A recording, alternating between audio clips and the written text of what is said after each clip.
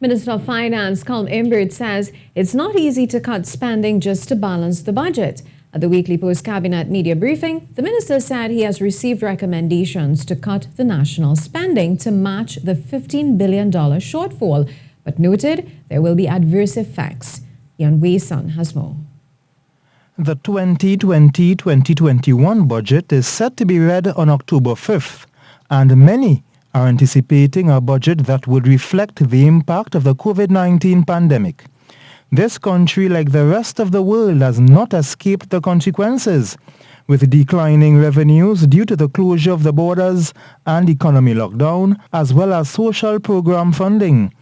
There is a $15 billion shortfall projection, and some have recommended to the government that they balance the budget. Finance Minister Colm Imbert said, however, it's easier said than done. So we start off with a mandatory minimum without any extra of $42 billion for the year.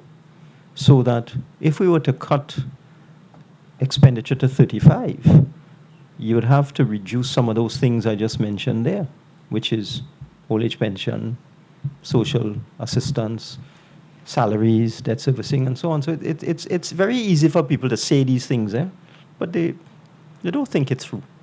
He responded to NATOC's decision to blank his invitation for consultation as the budget is being prepared, expressing satisfaction that the general feedback has been positive.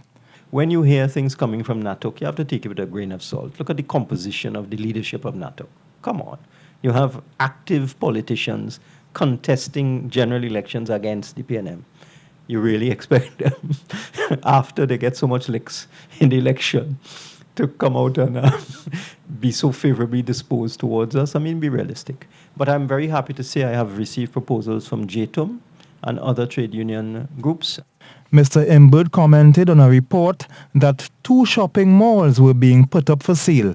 He said the report was not true and further indicated that now, at this time of the pandemic, was not a good time to sell, but that evaluations of the malls are being done.